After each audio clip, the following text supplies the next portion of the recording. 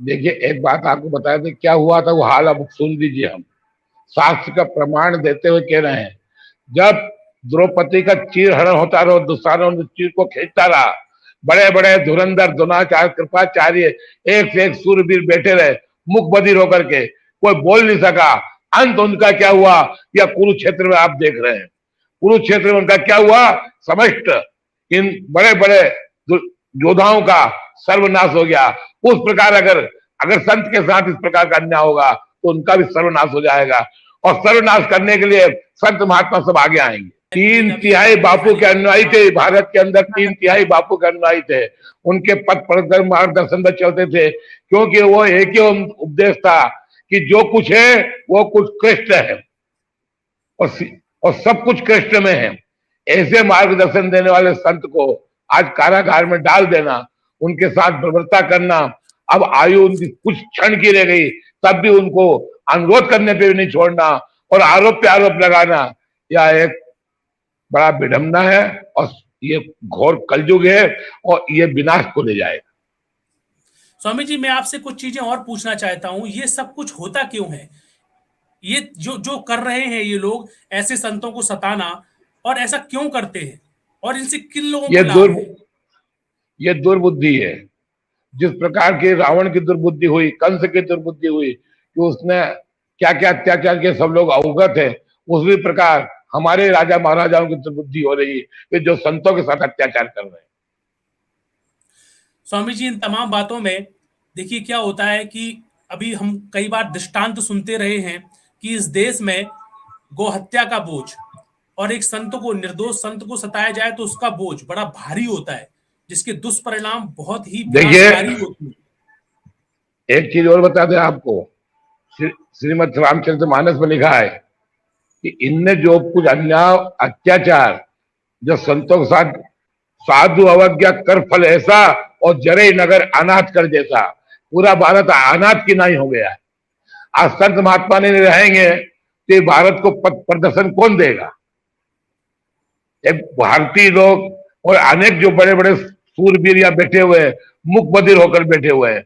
हम कह रहे हैं मरना तो एक दिन है, बापू को भी एक दिन जाना है, हमको भी एक दिन जाना है, ये सृष्टि आदि अनादि तक चलेगी।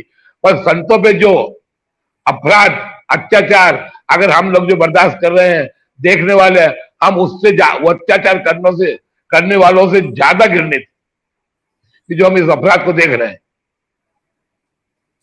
अच्छा हमको स्वामी इस जी, अपराध के लिए मैदान में कूदना चाहिए, और संत आशुराम बापू को साथ सम्मान भरी करके उनका सम्मान से उनके स्थान पर उनको विराजमान कराना चाहिए।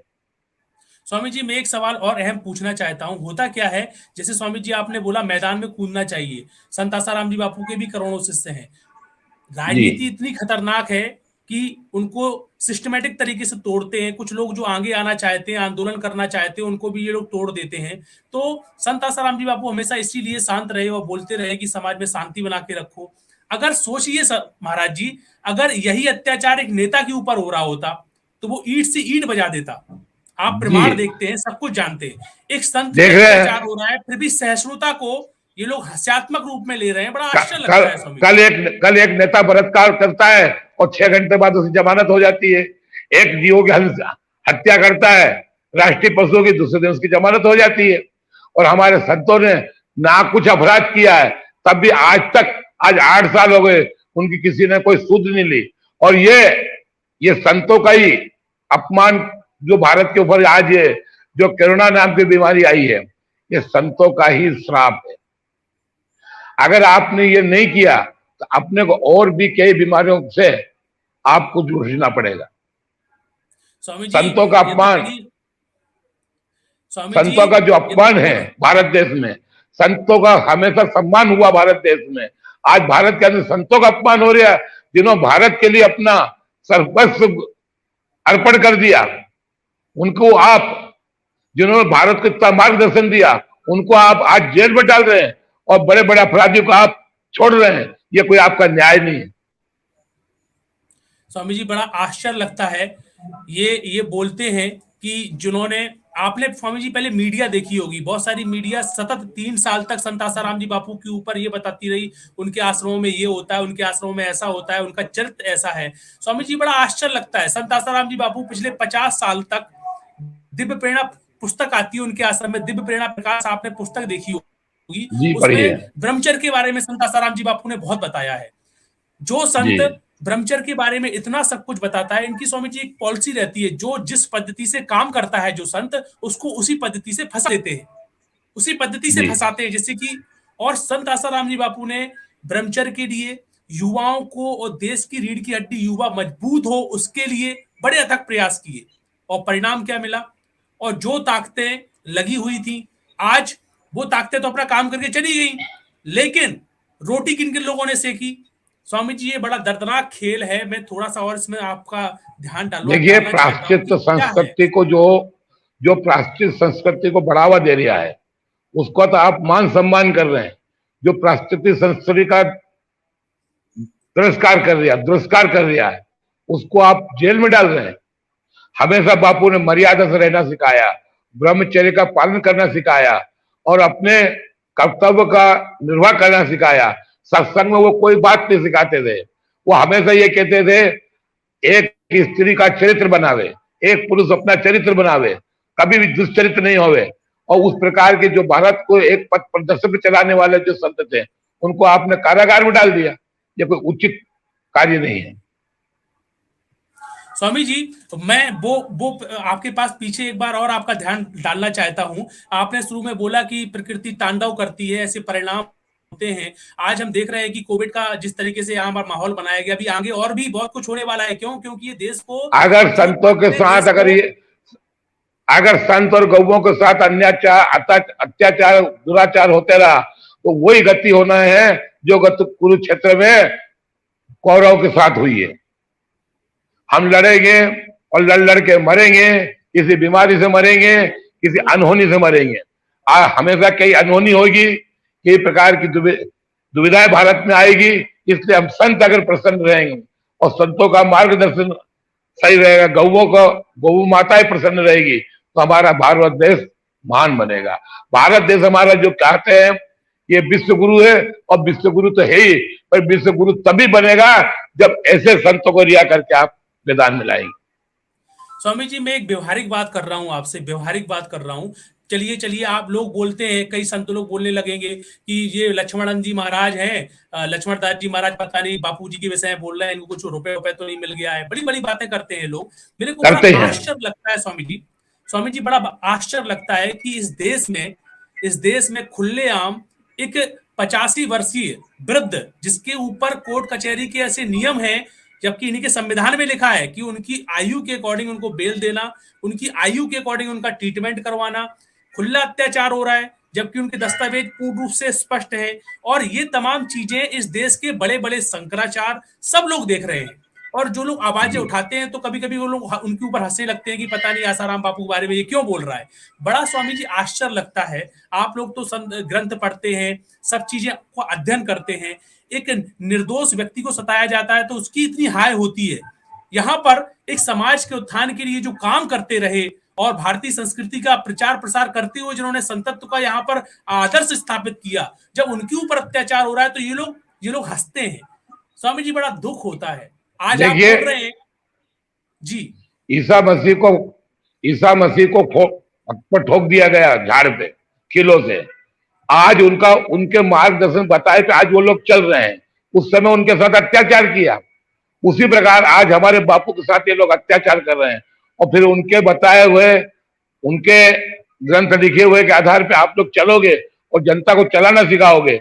और आज जिस संत की उम्र 85 साल की है, जो सिद्धता की ओर पहुंचे, उनको आपने अपने कारागार में डाल दिया।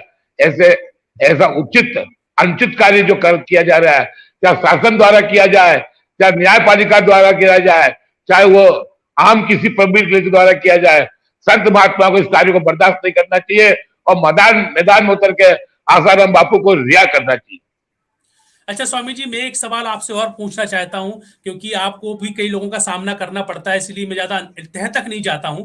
फिर भी आप स्वामी जी ये बताइए, संत किसे कहते हैं? संत की परिभाषा क्या होती? कई लोग बोलते हैं कई लोग मेरे से सवाल करते हैं कि आप उसे संत मत बोलो। चलो ठीक है, आसाराम बापू को हम संत नहीं बोले, ठीक है, तो संत की शुद्ध परिभाषा क्या होती है? दूसरा, कि क्या देखिए संत ये टाइटल देखकर ही रोड पे उतरेंगे कि भाई वो संत हैं या असंत हैं? बड़ा नहीं आश्चर्य नहीं होता है नहीं स्वामी जी, आप ही बताइए। नहीं।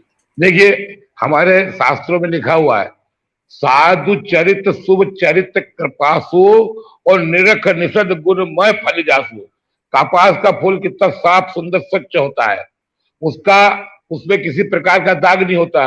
उसी प्रकार संत का चरित्र है, और उसी प्रकार आसाराम बापू का चरित्र संत का। वो बड़े बड़े तिलक, बड़े बड़े आडंबर फैलाने वाले संत नहीं है। वो मार्गदर्शन देने वाले संत हैं। जो भटका हुआ है उसको सनातन धर्म से जोड़ने वाले संत हैं। वो एक ऐसे संत हैं कि जो हिंदू की क्या परिभाषा है और सनातन धर्म की क्या परिभाषा है वो समाज को सिखाने वाले संत हैं। आसाराम बापू जो मार्गदर्शन, सत्य मार्गदर्शन दे, उसको संत कहते हैं। जी महाराज जी, अब मैं आपसे एक थोड़ा सा दृष्टिकोण और डालना चाहता हूं। यहाँ पर संत आसाराम जी बापू के बहुत सारे शिष्य हैं जो सहिष्णुता की ओर बहुत सारे लोग मुड़े हुए हैं, जो शांति को ही सब कुछ मानते हैं, जो बोलते हैं कि काफी कुछ बापू जी अपने हिसाब से कर लेंगे क्योंकि वो तो महान पुरुष हैं। यहाँ पर कर्म की जो प्रधानता होनी चाहिए वहां कब कहीं कहीं कम दिखती है। तो स्वामी जी, मैं चाहता हूं कि आप शिष्यों को क्या संदेश देना चाहेंगे कि ऐसे वक्त में उनका क्या कर्तव्य होना चाहिए और किस किस देखिए प्रकार का कर्तव्य होना चाहिए? देखिए उनको कर्तव्य, जो आप अपने इष्ट की आराधना कर रहे हैं, बापू ने जो बताया उष्ट की आराधना कर रहे हैं, वो तो सब ठीक है। जय मोय मारे ते मोय मारे, ते पे बांधे तने तुम्हारे, और मोहि न कछु बांधे गए लाजा, और कीन चाहूं मैं प्रभु कर काजा। अगर आप संत का कार्य करना चाहते हैं, गुरु का कार्य करना चाहते हैं, तो बिना उसके आप मैदान में कूद जाइए। और हरिहर निंदा सुने जो काना, होवे पाप गौ घास समाना। अगर गुरु की और हरि की निंदा अगर आप सुन रहे हैं तो आप उनके शिष्य कहते हैं। आपको भले एक मारना पड़े चाहे मरना पड़े, आपको मैदान में उतरना चाहिए, जितने उनके शिष्यगण हैं। आज हम जिस प्रकार से बात बोल रहे हैं, हम समाज में भरी सभा में इसी प्रकार बोलेंगे कि बापू के साथ अन्याय और अत्याचार हुआ है और उनपे मन घड़ंत आरोप लगाए गए। ऐसे आरोप संत पे नहीं लगाना चाहिए, क्योंकि ना तो उनकी उम्र इतनी है कि जो ऐसे आरोप उन पर सिद्ध किए जाए। ना तो उनकी उम्र है और ना उनका कोई यौवन है। उनकी खाली तपस्या और भजन पे खलल डालने का ही काम इन लोगों का है। जी, और उनके माध्यम से जो तमाम सेवाएं चल रही थी उसको भी रोकने का था। स्वामी जी, होता क्या है, मैं कुछ प्रमाण आपको बता देता हूं, आप भी कई चीजें जानते हैं। पेप्सी, कोका कोला, उनके जो शिष्य लोग हैं चाय नहीं पीते, पेप्सी, कोका कोला वगैरह ऐसी ऐसी चीजें इस्तेमाल नहीं करते। चरित्र विहीन जो काम होते हैं जिसमें लाखों करोड़ों रुपए सरकारें कमाती हैं, ड्रग्स है, अफीम है, उनकी उनसे जो दीक्षा ले लेते हैं वो लोग फिर सही मार्ग पर चलने लगते हैं।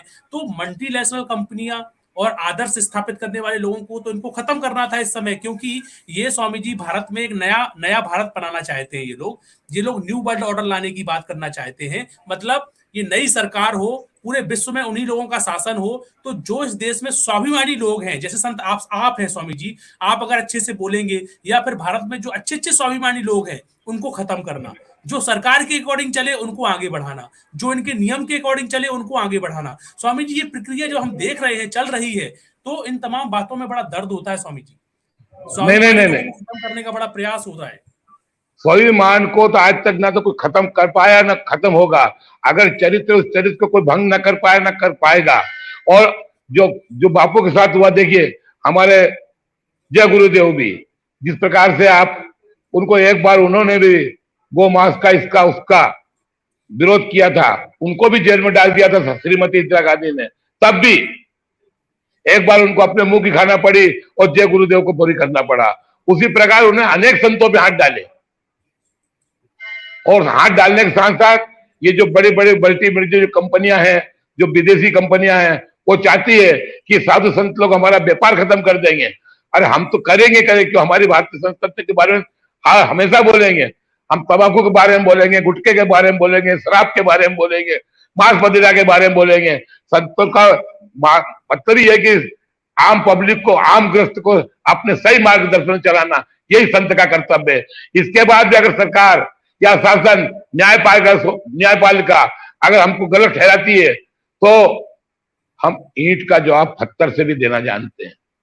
जिस बार कुंभ में यह निर्णय ले लिया जाएगा कि संतों के साथ अगर ये अपराध हो रहा है या दुराचार हो रहा है या अत्याचार हो रहा है, अब समय ज्यादा दूर नहीं है, अब संत महात्मा कूदेंगे मैदान पर और ऐसे अत्याचारी दुराचारी का नाश करके रहेंगे। स्वामी जी, इन तमाम बातों में मैं कुछ आपसे और पूछना चाहता हूँ कि काफ़ी संत लोग बहुत भविष्यवाणी कर चुके हैं और जैसे जय गुरुदेव बाबा का आपने इस नाम लिया, तो स्वामी जी आने वाला समय क्या लग रहा है आपको? आप भी सब कुछ आकलन करते हैं कि आने वाला समय कैसा आने वाला है? अगर इन संतों के साथ ऐसी प्रवृत्ति रही तो सृष्टि का विनाश हो जाएगा और नए सिरे से फिर भगवान का अवतार होगा और साधु संत लोग इस धर्म की रक्षा करेंगे। और यही यही आसाराम बापू इनकी आयु पूर्ण करने के बाद फिर संत के रूप में अवतार लेंगे और फिर इन पापियों का नाश करेंगे। संत तो अपना काम छोड़ते नहीं है, वो कहीं ना कहीं अपना प्रयास पूरा करते ही हैं और स्वामी जी जी क्योंकि उसी वक्त में फिर उनके अवतार होते रहते हैं। स्वामी जी जी बोलते हैं, संत आसाराम जी बापू का भी काफी बार जब पत्र व्यवहार हुआ तो उसमें उन्होंने स्पष्ट बोला कि मैं धर्म की रक्षा के लिए मैं अपने प्राण निछावर कर दूंगा और अभी जाऊंगा नहीं। मेरे को अपने भगवान पर बहुत विश्वास है और लोगों की जो निष्ठा है उस पर बड़ा विश्वास है, मैं पूरा दैवी कार्य करके ही रहूंगा। जो उनका मतलब स्वामी जी वही किस्सा है जैसे चाणक्य जी थे, उन्होंने जब चंद्रगुप्त मौर्य को बनाया और उनका क्या संकल्प हुआ करता था कि मैं जब तक अखंड भारत को नहीं देख लूंगा, जब तक जाऊंगा नहीं, और उन्होंने वो करके दिखाया। स्वामी जी संतों के देखिए, अंदर संत का बीज चाणक्य पलता गुप्त है। ने और राजा जी विक्रमादित्य ने जो हट जी पकड़ी थी वो हट को करके दिखाया। राजा जी विक्रमादित्य ये शासन शासन तो बापू के पीछे पड़ा है, राजा विक्रमादित्य के पीछे तो ग्रह पड़ गए थे, जैसे शनि ग्रह है, राहु ग्रह है, केतु ग्रह है, उन सबको एक बार बापू के उनके राजा विक्रमादित्य के सामने नतमस्तक होना पड़ा और राजा विक्रमादित्य पुनः उसी अवंतिकापुरी में अपना झंडा लहराया। उसी प्रकार बापू का भी एक दिन उसी प्रकार हर आश्रम में अपना झंडा लहराएंगे। जी स्वामी जी, मैं ये चाहता हूं कि आज देखिए आप भी एक महामंडलेश्वर हैं कि ये जो फूट डालो की प्रथा जो संतों के बीच में हुई, कई संतों को लड़ाया भिड़ाया गया। क्या होता है कि अखाड़े वगैरह होते हैं, वो लोग बोलते हैं कि तुम संत नहीं हो वगैरह वगैरह, ये एक अलग विषय है, लेकिन संतों को लड़ाया भिड़ाया गया। अब समाज की जो सेवा में एकदम आगे आते हैं वो सबके अंदर कैपेसिटी नहीं होती है। कई संत लोग जो बड़ा विकास करते हैं, लेकिन अभी हम देख रहे हैं कि एक बहुत बड़ी खाई बन गई है। कई लोगों ने अपने आप को सीमित कर लिया है संतों ने। तो होता क्या है स्वामी जी, वो लोग तो ये चाहते थे कि ये लोग टूट जाएं, बिखर जाएं, जिससे कि ये संत का जो आवाज हर बात में उठा देते हैं वो लोग आवाज ना उठाएं। तो स्वामी जी मैं ये चाहता हूं कि इन तमाम जो आपके वीडियोस देख रहे हैं, बहुत सारे संत लोग भी आपका वीडियो देखेंगे, तो उन तमाम लोगों को आप तहे दिल से क्या बोलेंगे कि इन हालातों में देखिए, हमको भारत किस के योजना सुनिए, के तहत। भारत के अंदर दो व्यक्ति प्रबल थे, एक तो स्त्री का चरित्र, दूसरे संत। कि प्राचीन संस्कृति ने यह एक ही निर्णय लिया कि स्त्री का चरित्र दूषित करो और संतों का चरित्र दूषित करो। तो ये दोनों प्रतिक्रिया यहां से नहीं चल रही, पूरे विश्व का यह षड्यंत्र है ये कि संतों का चरित्र को दूषित कर रहे हैं और भारत की स्त्रियों को दूषित कर रहे हैं। ये इनका पूर्ण यही कर दिया है। और धर्म जो जागृत है, जिसका दूध पी के मस्त होते हैं, वो गौ माता को नष्ट करो, ये सब प्राकृतिक संस्कृति का वो चल रहा है। जी स्वामी जी, और आपने एक दृष्टिकोण डाला था कि विनाश बहुत जल्दी आता है जब ऐसा होता है। तो स्वामी जी ऐसे वक्त में जो आम जनता है, बहुत सारे लोग हैं जो जब ध्यान में लगे हुए होते हैं, कर्म तो सबको करना ही, आप बोले कि ऐसे वक्त में सबका एक कर्तव्य होता है, लेकिन स्वामी जी आने वाले समय में अगर ऐसा होता है, विनाश की ओर लोग जाते हैं, क्योंकि बहुत ताकतें बहुत प्रबल हैं, जो आसुरी शक्तियां हैं बहुत प्रबल है, तो ऐसे वक्त में बचेगा कौन और कटेगा कौन, मरेगा कौन और किसकी आहुतियां होंगी, क्या क्या लगता देखिए, है जो कौन सेफ रहेगा? संत के बताए हुए नियमों का पालन करेगा वो तो बचेगा, और वही संत इन दुराचार्यों का संहार करेंगे। अत्याचारी को उस प्रकार का उनको दंड मिलेगा कि जिन्होंने ऐसे सीधे सच्चे संतों को, मार्गदर्शन देने वाले संतों को जो जेल और कारागार में डाल रखा है और दुष्ट अन्यायियों को मैदान में उतार रखा है, उनका बहुत जल्दी विनाश होने आ गया है। जी स्वामी जी, हम थोड़ा सा और आपका एक छोटा सा समय लेंगे और एक लास्ट सवाल जो मेरा है कि हम ये बताना पूछना चाहते हैं स्वामी जी कि ये अभी 8 साल तो हो गए, 8 साल हो गए और सहिष्णुता का भी काफी लाभ उठाया गया और अब अभी संत आसाराम जी बापू के जो तमाम मैनेजमेंट है या उनके जो भक्त लोग हैं उनको इस दर्द में सहिष्णुता आप ये सरकार के पास है कि आसाराम बापू के पास नहीं सहिष्णुता? वो सरकार के पास है कि जो उन्होंने संतों के साथ अत्याचार किया। बापू ने किसी के साथ अत्याचार थोड़ी किया है, शासन प्रशासन ने अत्याचार किया बापू के साथ। स्वामी जी बड़ा दुख होता है। मैं आपसे कुछ बातें और भी इंटरनल पूछना चाहता हूं। काफी लोग मेरे से सवाल कर रहे हैं कि जब षड्यंत्र होता है ना तो होता क्या है कि ये लोग सबको भिड़ाते हैं। जो संत आसाराम जी बापू के तमाम परिवार हैं वो आप काफी दुखी हैं और वो लोग भी क्या आपस में काफी लड़ते हैं, भिड़ते हैं, कई सवालों के तहत बातें आती हैं। तो ऐसी नौबत में जब षड्यंत्र किसी के ऊपर होता है तो वो ऊपर से लेके नीचे तक होता है। वो नीचे से भी अपने प्यादे देखिए उठाते हैं, सुनिए, जो ऊपर से भी प्यादे मारते हैं। आसाराम बापू का जो जो उपदेश है, डगे न मन सती मनु जैसे, जैसे सती स्त्री का मन नहीं डगता है, ऐसे आसाराम बापू के जो अनुयायी लोग हैं उनका कोई मन नहीं डगा हुआ, अपने मन में डटे हुए है, आशा में डटे हुए है कि एक दिन बापू छूटेंगे और इन दुष्टों का सर्वनाश करेंगे। ये बात निश्चित है। अगर उनको शासन प्रशासन नहीं छोड़ता है तो यह प्राकृतिक इस प्रकार का रूप धारण कर लेगी कि ऑटोमेटिक सबका विनाश हो जाएगा। जी स्वामी जी, ये बात आपने जो कही बहुत ही महत्वपूर्ण है और उसमें विचारणीय बात है, क्योंकि जब उनका शरीर बहुत क्षीणहीन हो गया था बीच में, काफी उनको जब अत्याचार किया गया था, इंजेक्शन वगैरह लगा दिए गए थे, तो स्वामी जी ये बात संत आसाराम जी बापू ने बोला था कि मेरे साथ भगवान है मेरा और वो मेरे को हमेशा देख रहा है और मैं उसके आश्रित हूँ, जो भी परिवर्तित होगा वो होगा। स्वामी जी इन तमाम बातों में मैं और थोड़ा सा दृष्टिकोण डालना चाहता हूँ कि काफी शिष्य लोग उनके सवाल कर रहे हैं यहाँ पर, स्वामी जी इस समय हमको क्या करना चाहिए ऐसे वक्त में।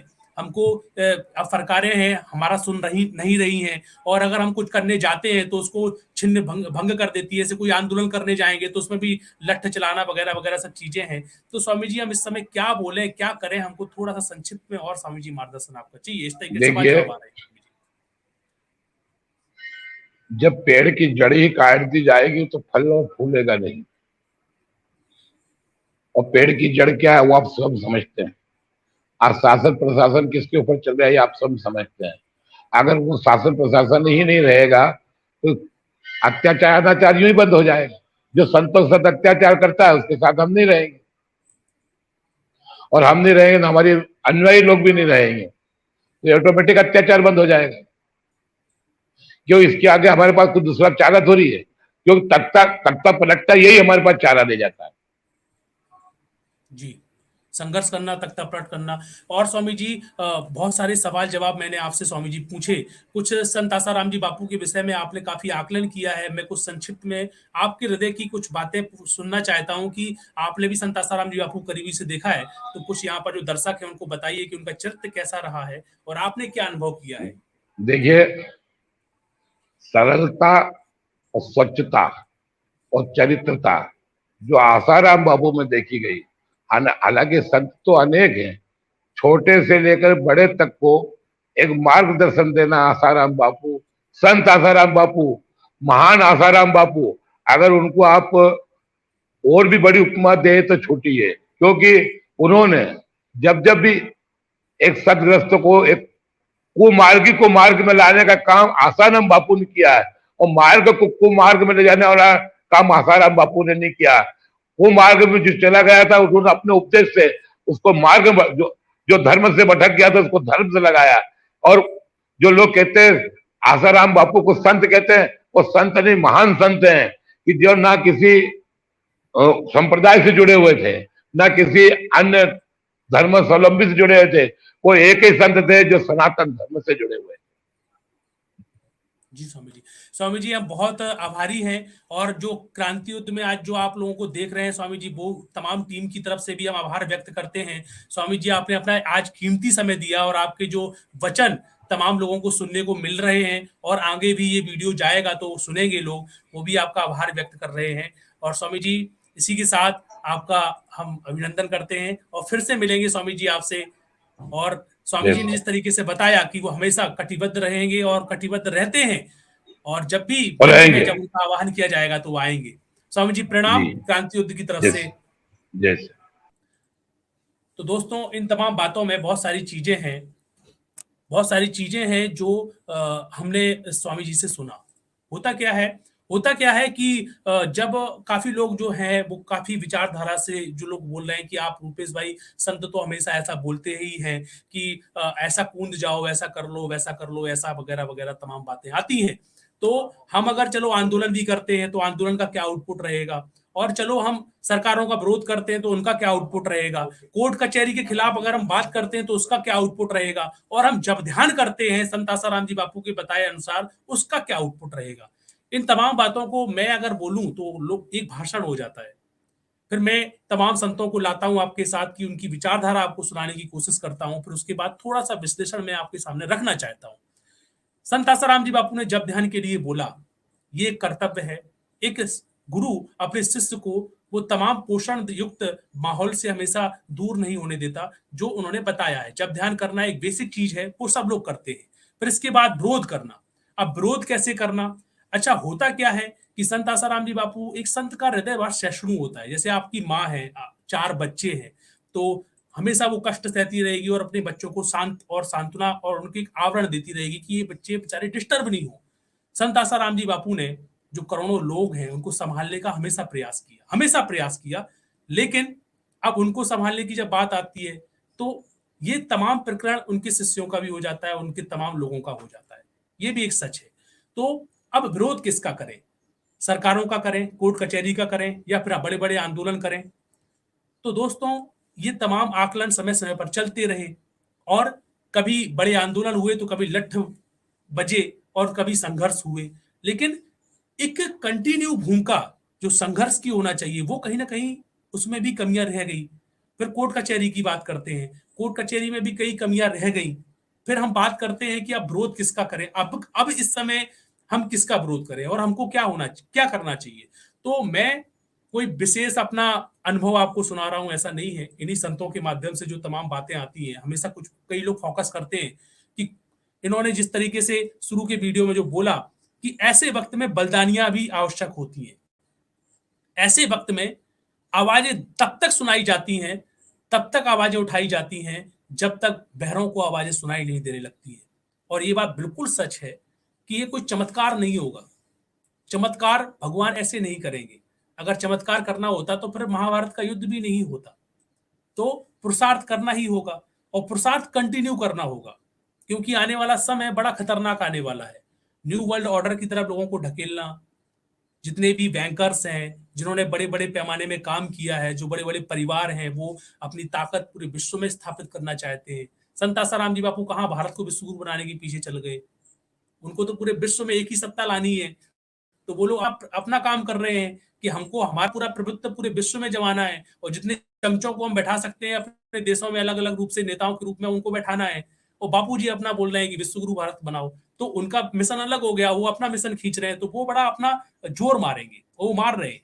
इसीलिए इस देश में जितने भी स्वाभिमानी व्यक्ति हैं और जो स्वाभिमानी लोग हैं, जो धर्म की बातें करते हैं, विश्व गुरु भारत की बातें करते हैं, या फिर अध्यात्म की ओर ले जाने की बातें करते हैं, जोर शोर से अच्छी अच्छी शिक्षा देते हैं, तो उनको ऐसे डैमेज कर दिया जाता है। और फिर जो लोग उनके अकॉर्डिंग चलने वाले बचते हैं, वो अपना ढपटी अपना राग गाते रहते हैं, तो उनको उससे प्रॉब्लम नहीं होती है। तो अब ऐसे वक्त में विरोध किसका करें, ये सबसे अहम महत्वपूर्ण सवाल है। ऐसे वक्त में विरोध प्लानिंग के तहत करना चाहिए, और डंके की चोट पे करना चाहिए। इसके उदाहरण बहुत सारे हैं। बहुत सारे देश के इस देश में ईमानदार ऐसे ऐसे, भारत ही नहीं कई देशों में ऐसे ऐसे ईमानदार नेता रहे जो उस देश के लिए पहले तो खाई खोदते थे, बाद में समाज को देखते हुए वो ईमानदार हो गए, और उनके जो ऊपर वाले आका बैठे हुए हैं उन्होंने बोला कि तुम ज्यादा ईमानदारी दिखाओगे तो मार डाले जाओगे। और ऐसे वक्त में समाज ने उनका साथ दिया और उनको बचा लिया। संत आसाराम जी बापू के लिए आपको बड़ी ऊंची आवाज उठाना पड़ेगी। उसके लिए आंदोलन की बात हो तो आंदोलन की भूमिकाएं भी बहुत गहरे रूप से बनाना पड़ेगी, जो कंटिन्यू चलती रहे और जिससे प्रेशर पड़े। और ये बात बिल्कुल सच में आपको बताना चाहता हूं, जब कोई व्यक्ति या कोई भी शासक ये सोच ले, अपनी स्क्रिप्ट में ही लिख ले कि हमको ऐसे संतों को चाहिए ही नहीं है, ऐसे संतों को हमको इनका सत्संग भी समाज को नहीं पहुंचाना है और उनको हमको जीवित भी नहीं देखना है, जब ऐसी स्क्रिप्ट ही जब हमारे देश के शासक लोग और ऊपर के लोग जब लिख लें, तो ऐसे वक्त में संघर्ष बहुत महत्वपूर्ण काम करता है। और जो आपका जप ध्यान है, शुभ संकल्प है, यही शुभ संकल्प आपका एक क्रांति के रूप में उत्पन्न होगा और आप फिर जो समाज में करेंगे एक बहुत बड़ा परिवर्तन लाएंगे। तो इसीलिए संत आसाराम जी बापू जब ध्यान के लिए हमेशा बोलते हैं, वो तो आपको करना ही है, वो तो आपका बेसिक है। फिर इसके बाद आपको आपके दिमाग में जो ऐसी ऐसी योजनाएं हैं उसको युक्तिपूर्वक बनाकर सरकारों को कैसे दबाव डालना है, कैसे अपनी बातें उनके सामने रखकर उनको स्पष्ट दिखाना है कि भाई तुम जो कर रहे हो, तुम अपनी स्क्रिप्ट में बापू जी को ला ही नहीं रहे हो, इसके पीछे भी एक बहुत बड़ा षड्यंत्र है, तुम एक षड्यंत्र की ओर इन तमाम चीजों को लेके जा रहे हो। तो वो इन तमाम बातों में गूंगे हो जाते हैं। मतलब व्यक्ति को सुनना नहीं है तो सुनना नहीं है, तुम चिल्लाते रहो, साउंड स्पीकर लगा के चिल्लाते रहो, फिर वो कब सुनेगा? उसको जब लकड़ा बराबर होगा तो थोड़ा सोच सकता है। तो इसमें तमाम बातें आती हैं कि युक्तिपूर्वक कैसे काम करना। और महाराज जी ने जो पार्टीशन बताया और मेरा जो सवाल था आपके सामने रख रहा था मैं कि ऐसे वक्त में क्या जब ध्यान करना या फिर क्रांति करना या फिर बड़े बड़े आंदोलन करना, किस चीज की आवश्यकता है? आवश्यकता जब ध्यान तो आपका बेसिक हो गया है तो अपने घर का मामला हो गया, जब ध्यान करते रहो, समाज को उससे लेना देना नहीं है ज्यादा। फिर इसके बाद आपको क्रांति करना, कैसे ऊंची आवाज उठाकर उनको सुनाना, ये सबसे बड़ा महत्वपूर्ण कर्तव्य है। और इस कर्तव्य की ओर आगे बढ़ना बहुत आवश्यक होता है। और इस कर्तव्य का ठेका अगर सोचो कि आप ये भी बापू का ही है और वो आपको मार्गदर्शन करते रहेंगे और टाइम टाइम पर आप अपना काम करवाते रहेंगे, तो ये बात मैं आपको बता दूं कि संत आसाराम जी बापू ने संकेतात्मक और आपको हर चीज से परिपक्व करने में कोई कमी नहीं छोड़ी है। एक संत ने जो अपना हमेशा कर्तव्य जो होना चाहिए वो हमेशा अदा किया है। आपको बापू ने हर प्रकार की विद्या दी है कि आप अपने कठिन वक्त में कैसे हर तरीके से संभल सकते हैं, समझ सकते हैं। इस ऐसे वक्त में सबसे महत्वपूर्ण होता है एकजुट होना। एकजुट होकर जो तमाम सवाल जवाब हैं उनको कैसे, जो चल रही है प्रक्रिया इंटरनल, उन तमाम चीजों को कैसे जल्द से जल्द सॉल्व किया जाए और एक बड़े मिशन के तौर पर काम हो। दूसरा कि कुछ लोग ऐसा सोच के बैठ जाते हैं कि अब तो बापू ही कुछ करेंगे तो ही कुछ होगा, तो ये तो एक चलो वो तो करेंगे, ये कुछ होगा। इन तमाम बातों में ये सब बातें भावनात्मक आ जाती हैं और ये एक शास्त्र जो बोलते हैं कि इन तमाम बातों में वो तो अपने आप में समर्थवान है ही, लेकिन तुम्हारा क्या कर्तव्य रहा, वही बातें जो होती हैं। तो अपने कर्तव्य को आप लोग पहचाने। और फिर मेरे से लोग बोलते हैं कि तुम पक्ष हमेशा स्पष्ट नहीं करते हो। दोस्तों, मैंने हमेशा कोशिश की है आप लोगों के सामने हमेशा स्पष्ट रहने की और सत्य को नीति नीति अब तक रखने की हमेशा कोशिश की है। कुछ चीजें हैं जो हम डिस्कशन जिसे बोलते हैं वो हम इस ऐसे मंचों पे हम करेंगे तो उससे क्या होता है कि नुकसान बहुत ज्यादा होता है। और काफी डिस्कशन ऐसे होते हैं जो कि आपस में और तमाम चीजों को रखकर भी निपटाए जा सकते हैं। उस पर विश्लेषण करना बहुत ही बड़ी बात। और आने वाले समय में हम कुछ सीरीज आपके सामने लाने वाले हैं जिससे हम आपको बड़े पैमाने में बताएंगे कि हम जिसे दुश्मन अपना समझते हैं या फिर संत आसाराम जी बापू जिन्हें अपना दुश्मन बोलते हैं, बड़े पैमाने में जो काम कर रहे हैं, जो आका हैं, जो आपको भी नहीं छोड़ेंगे। संत आसाराम जी बापू को तो उन्होंने जिस तरीके से अपना आवरण दे के रखा है, फिर भी संत तो संत होते हैं, उनको किसी का आवरण नहीं लगता, लेकिन वो अपने प्रभाव से आपको भी नहीं छोड़ेंगे। और वो कोई धर्म को नहीं छोड़ेंगे, चाहे वो हिंदू हो, मुस्लिम हो, सिख हो या ईसाई हो। ये तो एक पैटेंट होता है कि हिंदू मुस्लिम आपस में लड़ा दिया या क्रिश्चियन है तो वो अपना पैटेंट कर रहे हैं। वास्तव में कुछ और ही चल रहा है। और इसका जो दृष्टि और दृष्टांत है, हम लोग काफी अध्ययन करने की कोशिश कर रहे थे तो हमने पाया कि इसमें कोई हीरो तो कोई और ही है। जो विलेन को हम हीरो समझ रहे थे वो कोई और ही है। इस टाइप का हीरो है कि जो खतरनाक हीरो है वो मात्र पूरे विश्व में एक ही सत्ता चाहते हैं, एक ही कंट्रीज, एक ही धर्म और एक ही नियंत्रण जिस ओर आदमी को लेके जाना चाहते हैं। और ये तमाम बातों से सभी धर्म के लोगों को नुकसान ही होने वाला है, चाहे वो हिंदू हो, मुस्लिम हो, सिख हो या ईसाई हो। तो समय पर जो एक बात कहा करते थे संत आसाराम जी बापू, संत सभी के होते हैं। जब सबको जब प्रॉब्लम खड़ी होगी और सबके साथ जब अत्याचार होगा तो फिर सबको एक निर्णय में सज्जन और संत का स्वभाव याद आएगा ही। संत के ऊपर अत्याचार करना, अपनी खाई खोदना, संत की ओर मुड़ना और उसके बारे में सोचना और उसके लिए कदम उठाना, ये एक मानवता को बचाना और उसको मानवता को जन्म देना है। दोस्तों, कई बातें हैं, कई संत लोग इस डिबेट को देख रहे हैं और सुनते भी हैं कि संत आसाराम जी बापू के पक्ष में हम नहीं बोलेंगे, वो संत नहीं है वगैरह वगैरह। मीडिया ने जो दिखा दिया कि वो एक ऐसे ऐसे हैं, वैसे ऐसे हैं। आपको मीडिया कौन सा आज तक सही प्रकरण दिखाती रही, आप ये भी तो एनालिसिस करिए। आप पढ़े लिखे हैं, आपने भी जो पढ़ाई पढ़ी है, अभी तो आने वाली पढ़ाई और भी जो आपने पढ़ा है उसको मैथी में डालकर दूसरी पढ़ाई आपको थोपने वाले हैं। तो आपने जो पढ़ाई पढ़ के बड़ी बड़ी डिग्रियां हासिल की हैं, आप एक चार्टर्ड अकाउंटेंट बन गए और यही नहीं समझ पाए कि बैंक और बैंकर्स किस पॉलिसी से काम करते हैं, और आप एक अच्छे खासे एक सीए बन गए, तो आपको पढ़ाई क्या पढ़ाई गई, आप अच्छी इंग्लिश बोल लेते हैं, आपको पढ़ाई क्या पढ़ाई गई, आप अच्छे जॉबर बन गए, आपको पढ़ाई क्या पढ़ाई चलता है करने के लिए आपको स्टीम मीडिया दे दी गई, और वो आपको जो भूसा भरती रही वो आप समझते रहे, सुनते रहे। तो कोई बहुत बड़ी बात नहीं है। आप खुद का अपना एनालिसिस करिए, आपको भगवान ने दिमाग दिया है। षड्यंत्रकारी ताकतें तो अपना आवरण देकर आपको प्रभावित करती रहेंगी, उल्लू बनाती रहेंगी, लेकिन जो एक खुला अत्याचार हो रहा है ना, इसके विषय में अगर अपना कर्तव्य आप नहीं सोचेंगे, मैं ये नहीं बोल रहा हूं कि आप लोग अपना कर्तव्य करिए, आपको ही करना पड़ेगा। अगर आप कर्तव्य अपना महसूस नहीं करेंगे तो इसका नुकसान आपकी पीढ़ी को नहीं भोगना पड़ेगा, ये आप भूल ही जाइए, क्योंकि आदमी इतना स्वार्थी हो गया है ना कि जो बातें बोलते थे पहले लोग कि आपकी पीढ़ी को ये कष्ट भोगना पड़ेगा, नहीं, कष्ट तो आपको अब भी भोगना पड़ेगा। मैथी लगेगी, व्यवस्थित लगेगी, और आपको लगी रही है। आप इस देश में खुली श्वास नहीं ले सकते, आप इस देश में अपना स्वस्थ जीवन नहीं प्राप्त कर सकते। जो संत हमेशा ये बोलते रहे कि स्वस्थ सुखी सम्मानित जीवन, जिनका सूत्र था, जिनका मंत्र था स्वस्थ सुखी सम्मानित जीवन, जिन्होंने लोगों ने करोड़ों लोगों को जिस संत ने दिया था, और आज वो इस पोजीशन में खड़े हुए हैं कि शुद्ध ऑक्सीजन नहीं ले सकते, शुद्ध स्वास्थ्य अपना स्वास्थ्य नहीं ले सकते, रिफाइंड तेल खाना, अपनी हड्डियों को गलाना, समुद्री खाना, इन तमाम चीजों में इतना बह गए कि अब जो आप देखने को मिल रहा है, तो जो बची कुची जो रीढ़ की हड्डी थी, इसको मजबूत कर सकते थे, वो भी खोखला कर दी गई। अब इसके बाद इस देश में विकास की बात होती है, तो आपको बस जब आप जॉम्बी बन जाएंगे, आपका दिमाग ही जब आउट हो जाएगा, तो फिर आपको चिप की आवश्यकता होगी, जैसे कि अभी कैप्सूल की आवश्यकता आपको होती है। फिर उसके बाद आपका दिमाग ही जब काम नहीं करेगा तो आपको चिप की आवश्यकता होगी, और ये लोग आपको चिप देंगे। आपको भी मॉडलाइज इतना कर दिया जाएगा कि आप अपने स्वाभिमान से बहुत पीछे जा चुके होंगे, अपनी संस्कृति, अपने धर्म के जो आस्था के केंद्र है, उनसे तो आप बहुत दूर जा चुके होंगे। लेकिन ये भारत है, भारत हमेशा बहुत आगे रहता है, और इसमें क्यों आगे रहता है, क्योंकि संत रहते हैं, जो सबके बाप दादा है, यानी कि जो अच्छे अच्छे गैमलर है, उनके भी सबसे बड़े बाप दादा होते हैं संत। तो उनके ऊपर अत्याचार कर लो, लेकिन बाप बाप होता है, वो अपना दाव हमेशा बचा के रखते हैं, और जब वो अपना दाव खेलते हैं ना, तो प्रकृति उनके अनुसार नाचती है, और जब वो नाचेगी ना, तो जो लोग ये सोच रहे हैं कि हम पूरे विश्व को कैप्चर कर लेंगे, यानी आधिपत्य जमा लेंगे, लेकिन प्रॉब्लम उनको भी बहुत बड़ी होने वाली है। तो दोस्तों, कुल मिला के अपने अपने कर्तव्य को समझना हमारा दायित्व है, और हम विश्लेषण इसलिए आपके सामने रखते हैं क्रांति योद्धाओं के बीच में कि इस सब्जेक्ट को समझा जाए। ये कोई सब्जेक्ट साधारण नहीं है। संत आसाराम जी बापू का सब्जेक्ट कोई साधारण नहीं है, ये साधारण नहीं है। हम बेसिक बोल रहे हैं, आपको बड़े बड़े ग्रंथ नहीं पता है, आपको बड़ी बड़ी महाभारत या गीता के सूत्र पता नहीं है, आप कोई टेक्निकल चीजें समझते हैं क्योंकि आपकी पढ़ाई में वो टेक्निकल चीजें आई है, तो मैं आपको टेक्निकल लैंग्वेज में ही समझा रहा हूँ।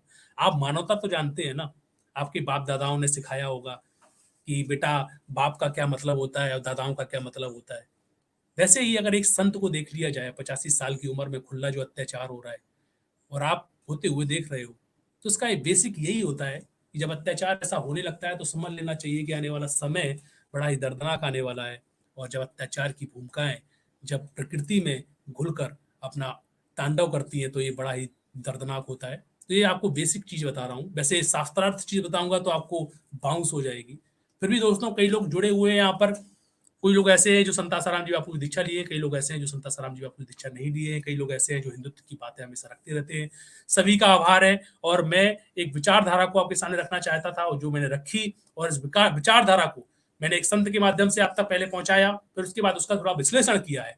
अच्छा, शुरू में संतों ने कुछ बोला था कि उनको सरकारों ने सजा नहीं दी है, तो होता क्या है कि काफी दस्तावेज हैं जो जिन पर आज भी काम करना बहुत आवश्यक है, और सेशन कोर्ट में सजा हो जाना कोई सजा का ही वो प्रावधान नहीं होता है। इसके बाद हाई कोर्ट, सुप्रीम कोर्ट है, और इसके बाद अगर चलो ये लोग तो जिस तरीके से प्लानिंग बनाकर रखे हैं, तो उनके लिए तो सुप्रीम कोर्ट में भी सजा दिलवाने कोई बड़ी बात नहीं होती है, लेकिन सत्य का पक्ष सत्य ही होता है। संत ने जो बोला कि उनके ये लोग आरोप सिद्ध नहीं कर पाए कोर्ट में, तो कोर्ट वाकई में इनके आरोप सिद्ध नहीं कर पाई है, कोर्ट वाकई में इनके आरोप सिद्ध नहीं कर पाई है।